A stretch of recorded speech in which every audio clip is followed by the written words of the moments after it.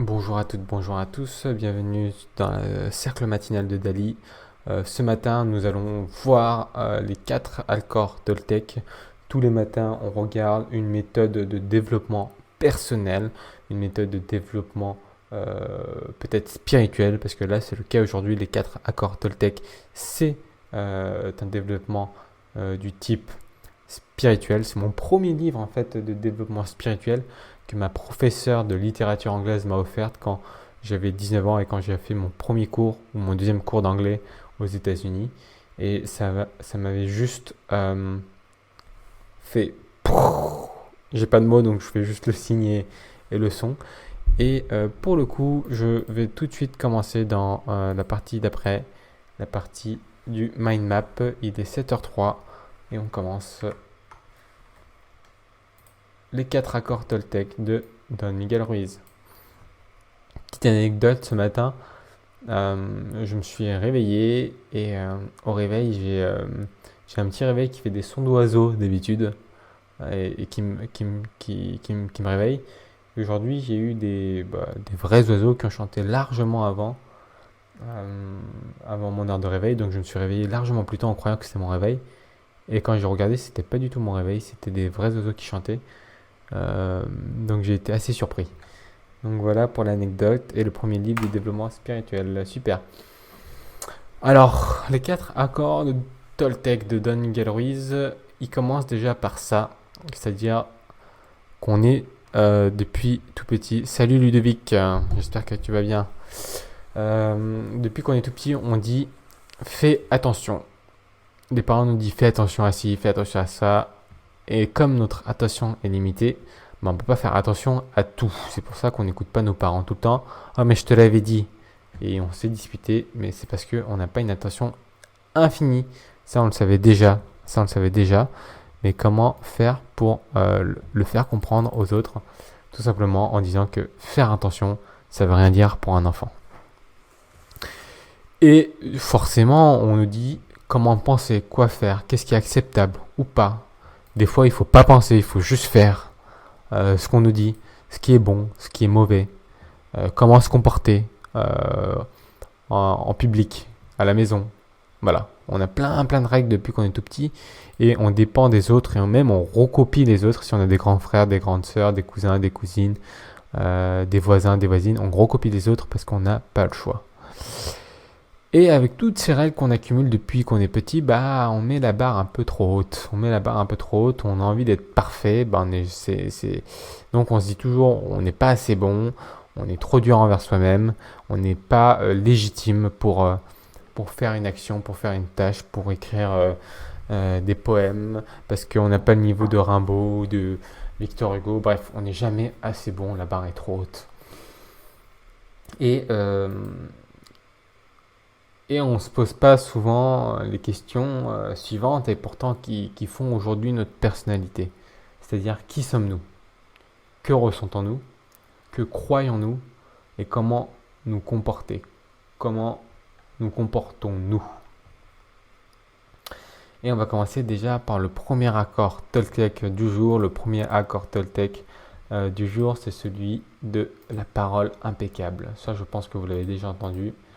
Soyez impeccable avec vos propres mots. Et on part de l'origine non pas de la perfection, mais on part de l'origine latine peccable, qui veut dire péché. Et donc du coup, ne faites pas de péché avec vos mots, c'est ça qu'on veut dire. Donc ne péchez pas avec vos mots. Rien à voir avec péché du poisson, hein. On parle bien du péché des 7 péchés capitaux, hein. Donc ne péchez pas avec vos mots.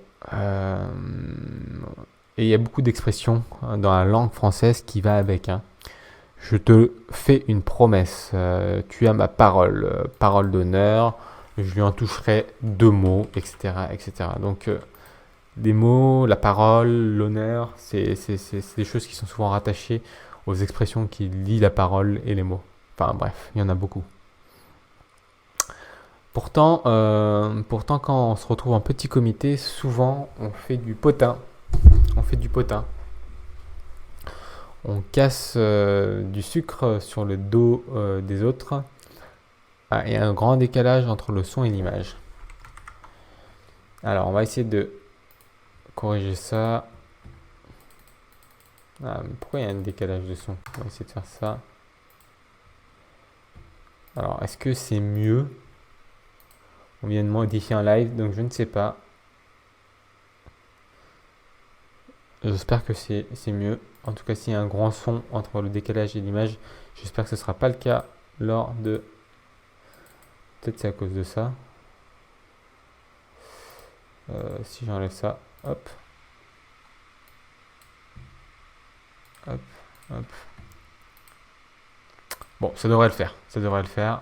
J'ai fait du mieux. Et si on peut pas, bah, on va essayer de faire en sorte que ce soit après rattrapé dans l'enregistrement. Et j'espère que ça l'est parce que sinon ça va être compliqué de faire un montage propre. Et c'est déjà arrivé dans le passé, mais bon. Je vous invite à regarder ça ou écouter ça comme un podcast si ça vous gêne vraiment. Sinon, je peux aussi, ce que je peux faire aussi. Ah oui, mais en fait, j'ai pas mis l'écran aussi. Donc ça peut être compliqué sans écran. J'enlève la webcam, comme ça vous ne serez pas influencé par mes paroles. Donc je disais, soyez impeccable avec vos mots, ça vient du péché, le péché capitaux, beaucoup d'expressions, et là on est au potin. Donc au niveau du potin, souvent quand on se retrouve en petit comité, on casse toujours du sucre sur le dos des autres. Et ça c'est connu comme mécanisme, ça nous permet de nous sentir mieux, ok ? Ça nous permet de se sentir mieux en réduisant l'autre, en réduisant celui qui n'est pas présent, en réduisant celle qui n'est pas présente, en cassant du sucre sur le dos des autres. Et ça, c'est déjà très très présent dans notre société, les potins. Et les potins, c'est comme un virus en fait. Dès qu'on commence à parler de potins, ça crée chez nous, dans notre cerveau, un sentiment de joie, ça relâche de la dopamine parce qu'on parle de problèmes, on se transcende dans nos problèmes. Et donc, on a un ordinateur qui n'est plus fonctionnel, un ordinateur qui n'est plus rationnel, notre cerveau n'est plus rationnel du tout, et il va dire des bêtises pour pouvoir nourrir son ego, pour pouvoir se faire plaisir à la tête. Donc en gros, je vous invite à faire attention à chaque mot. La première étape, pour faire, si on fait attention à chaque mot qu'on prononce, c'est la première étape d'une vie productive. Ça va influencer comment on se sent, comment on est influencé par les autres, comment on influence les autres, et ça apporte une vie plus positive que de faire attention à toutes nos expressions, à toutes nos paroles. Voilà. Accord numéro 2, c'est ne prenez rien personnellement. Ne prenez rien personnellement, c'est-à-dire ne soyez... parce que lorsque vous prenez quelque chose personnellement, ça parle en fait à votre ego. Donc c'est égoïste. Parce qu'on pense que la personne qui est en face de nous sait ce qu'il se passe dans notre monde, donc on assume qu'elle doit penser comme nous. On essaie d'imposer une vision de soi. Et parfois, on ne sait juste pas ce qui se passe dans notre propre vie. D'accord ? On ne sait juste pas ce qui se passe dans notre propre vie. Donc si on essaie d'expliquer ce qu'on ressent, d'expliquer ce qu'on pense, plutôt que d'imposer ce qu'on veut que l'autre pense, déjà c'est un peu mieux. Donc ne prenez rien personnellement. Ensuite, les mensonges. La personne en face de nous et les personnes autour de nous nous mentent souvent. Ok ? Il y a le mensonge. Après, bien sûr, il y a le mensonge envers nous-mêmes. On se ment tous envers soi-même. On se ment. Donc là, ce que Don Miguel Ruiz dit, c'est qu'il faut choisir les mensonges. Choisir quoi croire et quoi ne pas croire. Voilà. C'est ce que Don Miguel Ruiz dit. Et si ça devient une habitude de vie, je vais écrire l'espagnol. Si ça devient une habitude de vie, ça permet d'éviter des bouleversements. D'abord des bouleversements émotionnels. Est-ce que je suis jaloux ? Est-ce que je suis en colère ? Est-ce que j'ai des envies ? Est-ce que je suis pessimiste ? Et après, ça permet aussi d'éviter quelques bouleversements factuels. Parce qu'on n'a pas besoin de faire confiance aux autres. On n'a pas besoin de faire confiance en ce qu'ils font. On a juste besoin de se faire confiance à soi. Parce qu'on n'est pas responsable des autres. On est responsable de soi-même. Accord numéro 2, ne rien prendre personnellement. Accord numéro 3, aujourd'hui, ça va parler de ne pas prétendre savoir, comprendre pour les autres. Je t'ai compris, je pense savoir. Tant que c'est je pense, je crois, c'est pas bon. Car quand on pense pour les autres, on est dans l'erreur. Quand on pense pour les autres, on est dans l'illusion. Et quand on pense pour les autres, l'illusion veut dire douleur émotionnelle, dire se faire des films. D'accord ? On se fait des films. Je vais essayer de trouver un exemple. Par exemple, lorsque vous connaissez peut-être une rupture amoureuse, parce que je sais pas moi, parce que la personne en face de vous avec qui vous êtes vous a trompé. Au lieu de rester concentré sur c'est juste la fin d'une relation, vous allez vous imaginer l'autre personne avec quelqu'un d'autre, vous allez imaginer une trahison, vous allez vous créer votre propre douleur émotionnelle. C'est lié à l'illusion que vous avez créée, par exemple. Mais là, dans le cas où on va prétendre ouais, je comprends ce que tu ressens. Est-ce que vous comprenez vraiment ce que la personne en face ressent? Est-ce que vous essayez vraiment d'être dans ses chaussures? Bien sûr, quand je dis vous, c'est pas vous personnellement, hein, ne le prenez pas personnellement, c'est pour amener des questions. Voilà. Est-ce que ça vous parle vraiment l'illusion que vous faites de l'autre personne? Je vais trouver une autre exemple tout à l'heure, ça va me venir en tête et puis je vais essayer d'en reparler. Et les questions sont toujours meilleures que les hypothèses. Même quand on ne comprend pas, des fois il y a une discussion, mais des fois quand on essaye d'apprendre un concept, quand on ne comprend pas, ce qu'on n'a pas compris devient une hypothèse si on n'a pas éclairci la chose. D'accord ? Donc ça ne fonctionne pas qu'avec les autres, ça fonctionne aussi dans des cas spécifiques. La question que je pourrais vous poser, c'est peux-tu réexpliquer? Peux-tu clarifier? Peux-tu préciser? Et quelle est la vérité? Voilà. Et bien sûr, il y a plein d'autres questions qui peuvent être posées.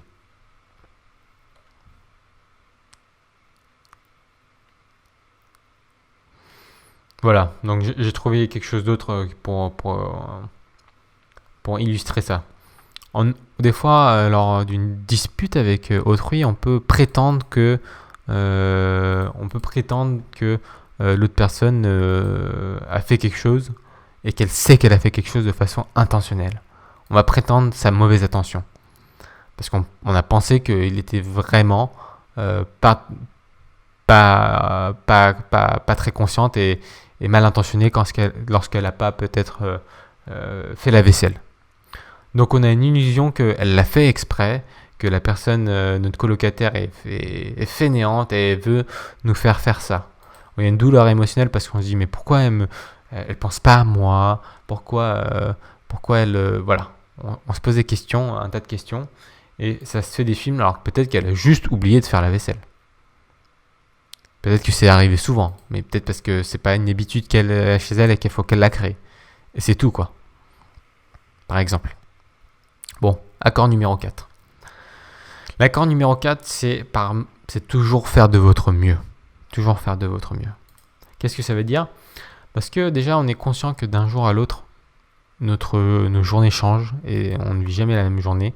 Et chaque journée dépend beaucoup des émotions qu'on reçoit. Donc il ne sert à rien d'être trop dur avec soi-même. C'est-à-dire que si on est trop dur avec soi-même, on va dépenser une énergie trop grande. Et quand on dépense trop d'énergie, on va devant le mur et on va peut-être faire un burn-out, même un burn-out spirituel. Par exemple, moi je suis pratiquant au village des Pruniers et j'ai eu une conversation avec une moine. Est-ce qu'il y a des moines qui sont particulièrement plus disciplinés que d'autres, et je posais cette question-là à un moine qui était plutôt easygoing dans sa pratique, qui se laissait aller dans sa pratique de l'extérieur, mais en fait qui avait une très bonne pratique, hein, maintenant que je le connais un peu mieux, mais de l'extérieur c'était un moine qui était un peu dilettante, on va dire. J'ai dit mais est-ce qu'il y a des moines qui sont un peu plus disciplinés? Et je ne me rendais pas compte de la violence de la question que je lui posais. Mais il l'a pris très très bien et il dit oui, il y a des gens qui sont très très disciplinés.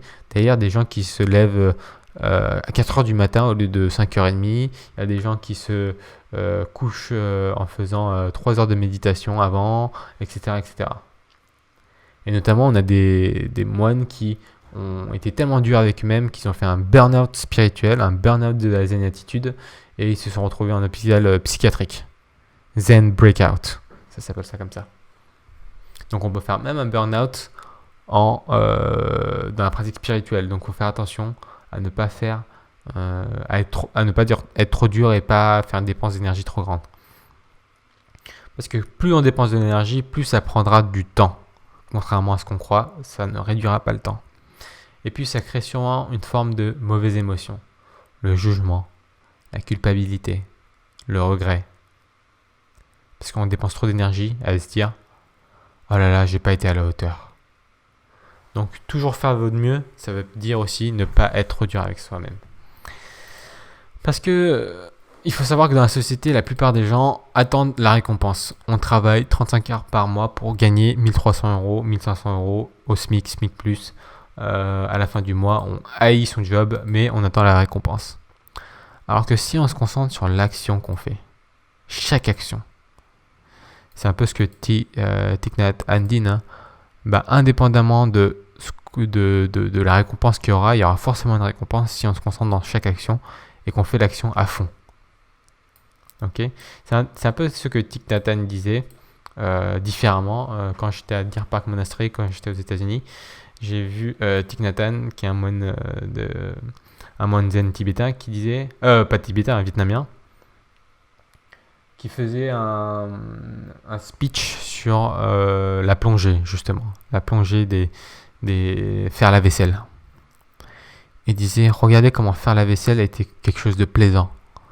Vous avez l'eau, vous pouvez choisir entre l'eau froide, l'eau chaude, en fonction de votre humeur. Vous mettez un peu de savon, et puis là maintenant vous avez des bulles. Vous avez des bulles et vous avez de l'eau courante. Est-ce que vous êtes conscient que dans la plupart des endroits du monde, il n'y a pas d'eau courante encore? Est-ce que vous êtes conscient que les bulles est un privilège, est un luxe? Beaucoup lavent encore leurs ustensiles dans les rivières, dans des choses comme ça. Est-ce que vous avez conscience de tout ça, etc., etc. Et quand il racontait ça, il disait ça dans une assemblée, il y avait peut-être 1000 personnes, au moins. Et quand il disait ça, à côté, il y avait une personne à côté de moi qui avait les cheveux longs, qui avait peut-être la quarantaine, cinquantaine, peut-être plus la quarantaine, je dirais, et qui pleurait, quoi. Et là, comme c'était la première fois que j'étais en rencontre avec Thich Nhat Hanh, je me disais, mais c'est quoi cet endroit de malade mental? Pourquoi il pleure là? Il parle juste de vaisselle. Bon, moi j'étais étudiant à l'époque, donc je fais quand même à la fin le voir, j'essaie de le consoler, je lui dis est-ce que ça va, etc. Il fait ah ouais, ça va mieux que jamais dans ma vie. Plus que jamais que dans ma vie, je vais très très bien. Et je lui pose la question, mais pourquoi tu pleures autant alors? Il me dit, moi en fait je cumule 3 jobs. Donc 2 jobs en plongée dans la restauration. Et je hais ma vie et j'ai des pensées suicidaires. Je fais 3 jobs. Parce qu'aux États-Unis, oui, tu peux faire 3 jobs et travailler 70 heures. Ça, c'est les États-Unis. Parce que j'ai divorcé.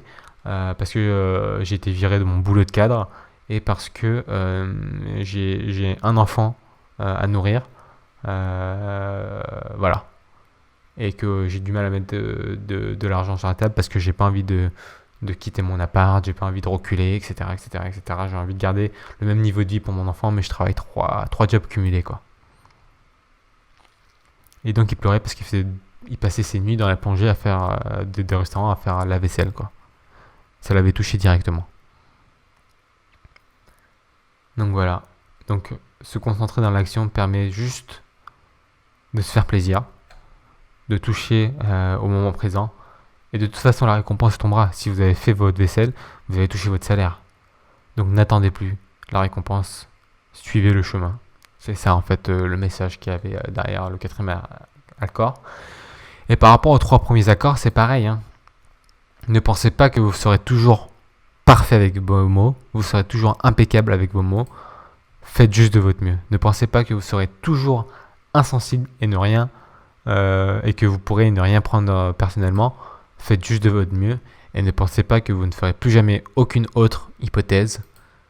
Faites juste de votre mieux. Voilà. Et enfin, on arrive sur le dernier point de Don Miguel Ruiz, casser le cycle des anciens accords de la vie. tous les anciens accords de la vie qu'on a vus au tout départ, c'est-à-dire ici, tac, qu'est-ce qu'on nous a mis dans notre crâne depuis qu'on est tout petit. Je vous invite à casser ces cycles. Donc casser ces cycles de tout ce qu'on vous a appris. Faire attention, ne fais pas ci, ne fais pas ça, comporte-toi comme ci, comporte-toi comme ça. Ça vous permet d'être plus conscient aussi. Et ça demande de la conscience, pardon. Ça demande de la conscience pour la conscience du problème. Parce que si on n'a pas conscience du problème, on ne peut pas résoudre le problème. Et quand on a conscience du problème, on essaie de trouver une solution, de le résoudre. Et ça nous apporte un tout petit peu plus de liberté. D'accord ? Un tout petit peu plus de liberté. Et quand on est conscient de nos émotions, ça nous permet aussi d'arrêter de arroser les mauvaises émotions. Les mauvaises émotions, ça peut être la colère, ça peut être la jalousie, ça peut être l'envie, voilà. Ça peut être plein de choses que vous considérez comme mauvaises. Et que vous pouvez partir aussi du fait que tout est irréel. Et si vous partez du principe, et qu'on part du principe qu'on a tort sur tout, on prend déjà un gros shortcut, on prend un gros raccourci en se disant qu'on a tort sur tout et qu'on va tout réapprendre et on va se questionner sur tout. Et ça vous permettra de reconstruire. Alors reconstruisons ensemble. Voilà pour les 4 accords Toltec de Don Miguel Ruiz. J'espère que ça vous a parlé, que ça vous a plu, que vous avez pu apprendre quelque chose aujourd'hui. Bien sûr, comme à mon habitude, j'enregistre le fichier pour que vous puissiez le récupérer sur la Dropbox, dans les ressources matinales. Et je vais l'enregistrer en PDF aussi parce que c'est une grande carte aujourd'hui. Donc je ne vais pas pouvoir le mettre. Non, pas comme ça. Voilà, donc est-ce que vous avez des questions vis-à-vis de ce qu'on a vu aujourd'hui? Est-ce que c'est clair? Je vais peut-être mettre un aperçu pour vous montrer à quoi ça peut aussi ressembler.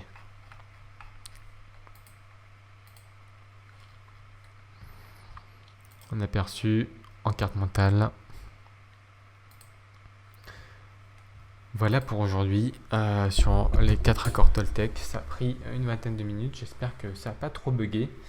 Cette fois-ci, j'ai essayé de faire quelques ajustements. J'ai changé de logiciel et apparemment, il y a un décalage au niveau du son et de la visio. Et je suis désolé par rapport à ça. Et ça, je pense pas que je vais pouvoir le corriger étant donné que je ne suis pas du tout en fibre ou en ADSL, mais que je suis en 4G. Voilà. Donc dites-moi si vous avez aimé aussi, si vous avez des questions. S'il n'y en a pas, on va tout simplement passer à la méditation du jour.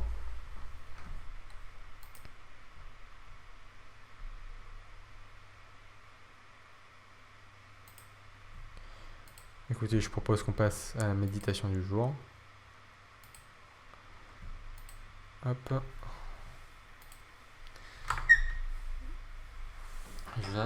Je vous invite à prendre une position alerte, une position où vous vous sentez bien. Position confortable, le dos droit, la tête haute. Je vais faire sonner la cloche.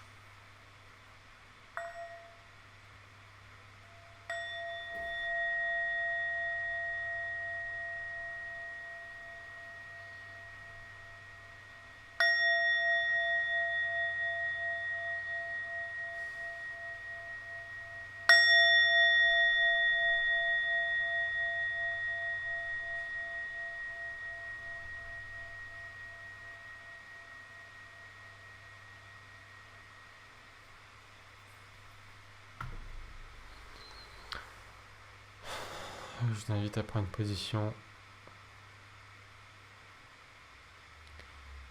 confortable et alerte.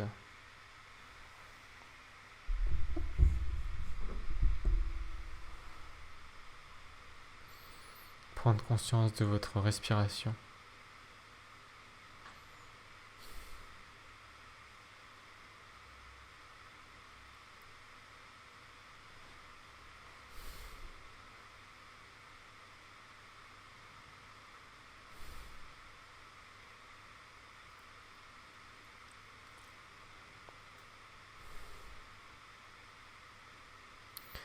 Prendre conscience de l'air qui descend jusqu'au bas du ventre. on fait gonfler jusqu'au bas du ventre.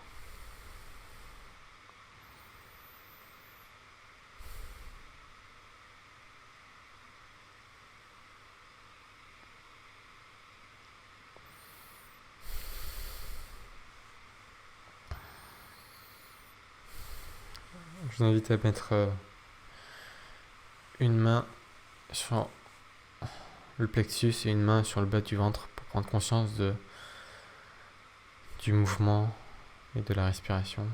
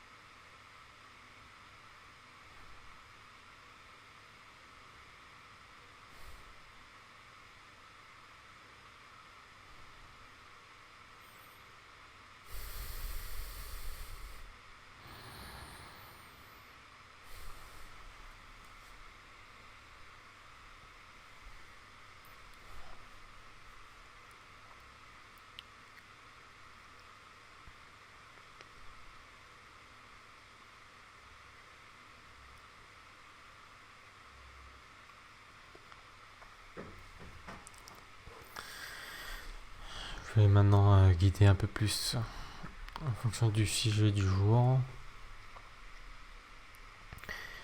Qu'est-ce que vous avez ressenti émotionnellement lors de cette matinale avec les 4 accords Toltec?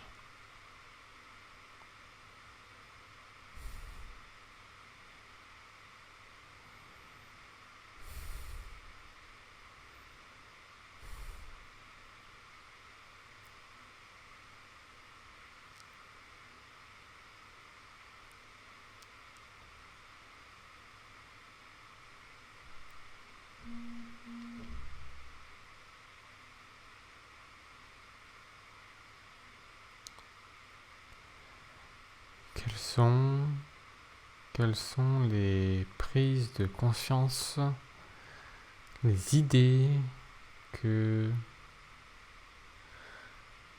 cette matinale sur les 4 accords Toltec crée en moi? Quelles sont les prises de conscience, les idées que cette matinale sur les 4 accords Toltec crée en moi?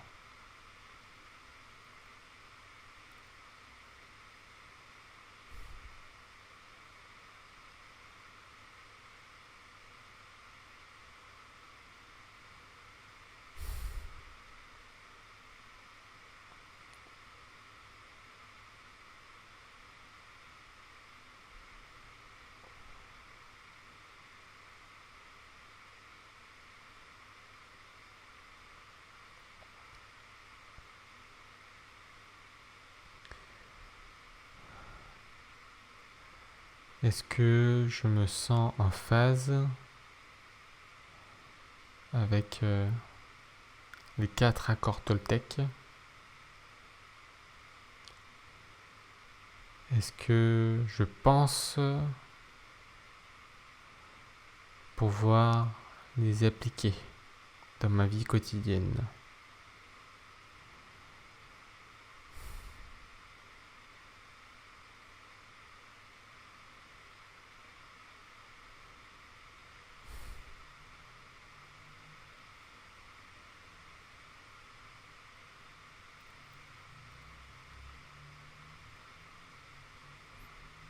Si je pars du principe que j'ai tort sur tout,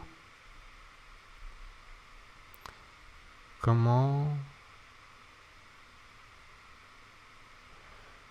ferais-je pour reconstruire? Comment ferais-je pour voir la vie sous un angle d'apprentissage, de tolérance et d'amour?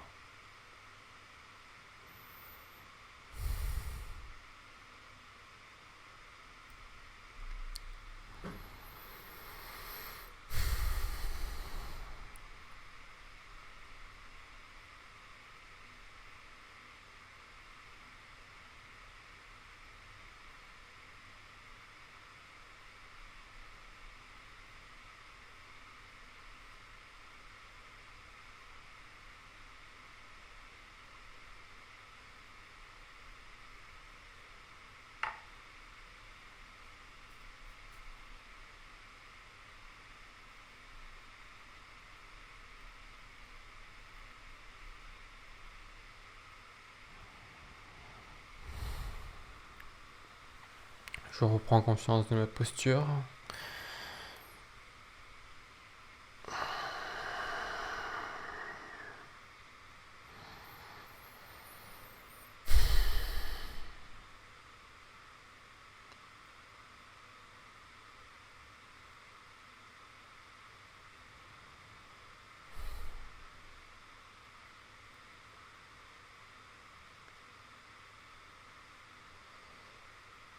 Et je suis conscient que tout ce qui arrive, tout ce qui m'arrive,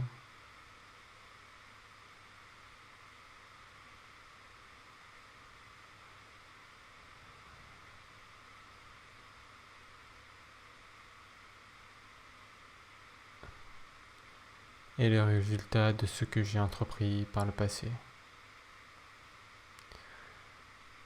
En même temps, je prends conscience que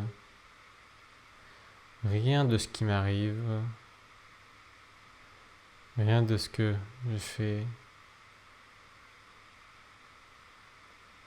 est à prendre personnellement,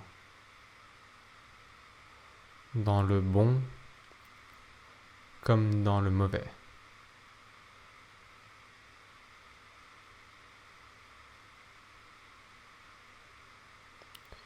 Car si je peux prendre chaque réussite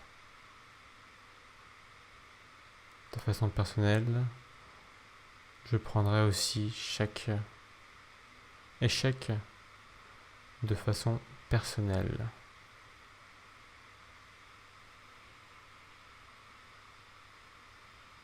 Alors dans les deux cas, c'est l'ego qui se nourrit. Prendre les choses personnellement, c'est égotique, égoïste.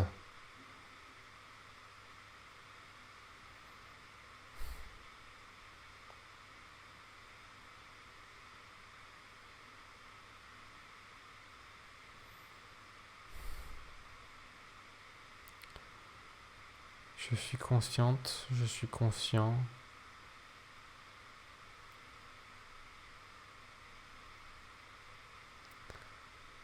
de toujours vouloir faire de mon mieux, sans me juger,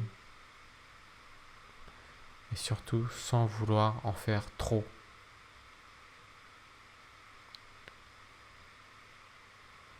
Je fais ce que je peux,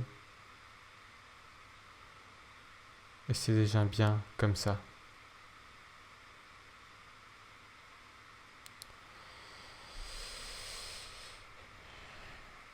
Je vais sonner maintenant la cloche à 3 reprises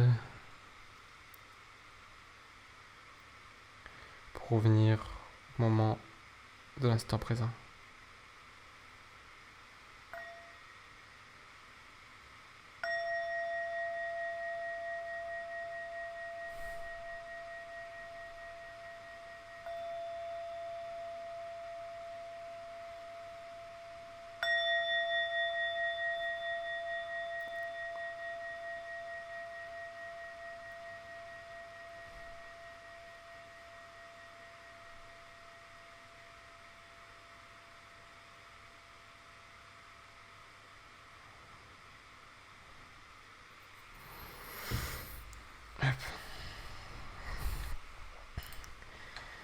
Merci à toutes et à tous pour votre présence aujourd'hui. J'espère que ça vous a plu et que je pourrai vous partager le slide, enfin le mind map dans les matinales de ressources. Donc inscrivez-vous, vous allez pouvoir y accéder. J'annonce tout de suite que mardi prochain, donc pas ce mardi-là, mais mardi. Alors, je regarde si c'est mardi prochain. Non, si mardi prochain, donc demain.